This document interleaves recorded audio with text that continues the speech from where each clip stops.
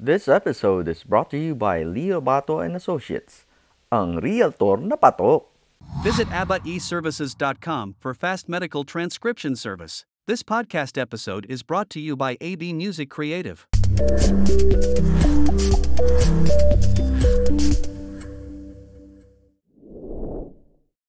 When you got there, was it what you expected it to be? Was it glamorous?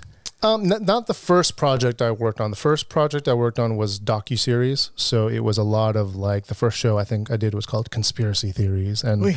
it was me like literally I was staying up late transcribing these interviews. Transcribing. Yeah, so you're just typing, you're While- typing, you're while listening. listening. Yeah, and so that was the first job. Very not glamorous at all. I'm listening to some, expert talk about the JFK assassination. So that was the first gig I did. Then the next one I did was similar, but it was about Were you doing this for SRT files, like for transfer for closed caption? No, it was just more for so that the filing. editor. No, it was so that when you look at as an editor or as a producer, you look at the script and you can make cuts easier because it's on paper.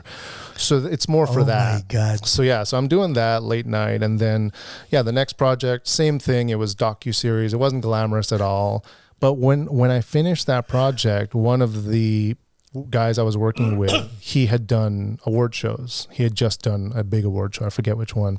And he was like, "Oh my gosh, you got to get on these shows. Like they're all dressed up. You get to see all the like beautiful." He called out Leanne Rhymes because I think he had a crush on her or something. But he's like, "Yeah, Leanne Rhymes," and I was like, "Oh, this sounds fun," And I had already kind of come from a live background because when I was at Mount Sac, we were shooting news, sports, anything, concerts, and you have to learn it all. I mean, and that's the thing. That's the best time to really decide like what you want to do is like do everything and see what makes you kind of like, oh, I really like doing this, and for me it was I really liked doing everything. And then the live thing, at least that's more spontaneous than being in a room just transcribing what has been.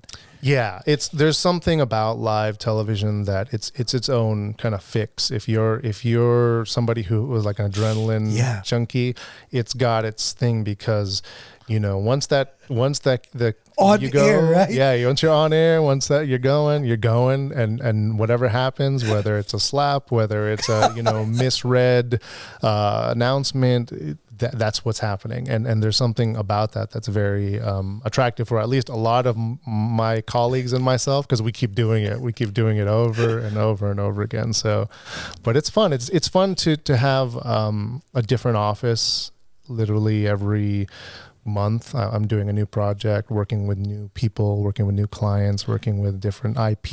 You like it that way? I like it that way because it's always different. I've just never really done anything else. So for me, like I like the fact that, for example, right now I'm working on a strike benefit show, and I'm getting to just research kind of telethons and how you do a telethon properly to earn money and raise money. Whereas the last thing I did was Miss USA, which is a completely different, thing, a different presentation, all that. But it's just a new problem to solve. So I'm always excited about just solving a new problem. So you're saying every month you're at a new environment, so there is uncertainty, but you've been used to this uncertainty. Is it safe to say that your uncertainty has become certainly securely easy to deal with? Yeah, I mean, it's not, I wouldn't say easy to deal with. I would just say it's I'm used to it now, and I'm confident that I can solve the problems that are usually presented in our space. And I enjoy it. I enjoy the challenge of trying to solve the problem of like, how are we going to get through this situation that we're being presented. But how'd you get the break to be the problem solver? How'd you come to that? Yeah, I mean, it took a while. I mean, I'm still in the process of working my way up to that, but I've done it now on a handful of shows where I'm either the showrunner or the final kind of say in things, it takes a while.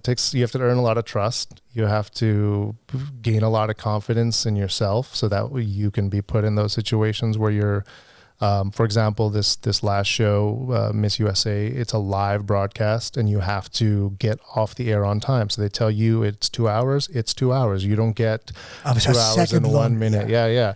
So we had there was a possibility that if we didn't get off on air on time, then you don't see the crowning of the Miss USA. So that's a challenge. That's a very interesting challenge, and it's something that some of the veterans in our industry have been doing for years, but not everybody can do it. And so I watched a lot of the best do that, and I learned from them, and we were able to do it on our show. And but it's one of those challenges where it's like you have to build your way up to that, and it took years. I mean, I've been in the industry 20 years now. So you still have nerves?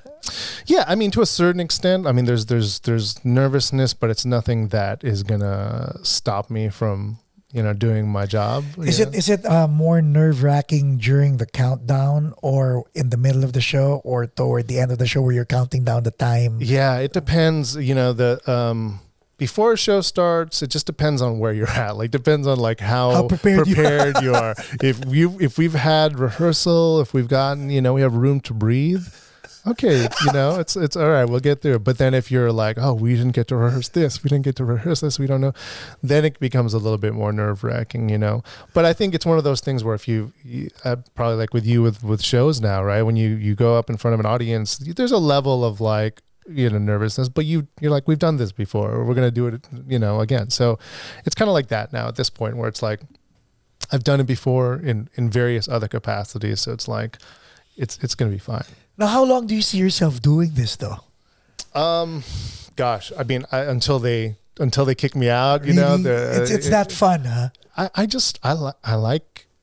like, I guess you can call it storytelling, or you can call it content create, whatever the buzz, I just like creating content, and it's fun. It's really not that physically taxing. The hours can be draining sometimes.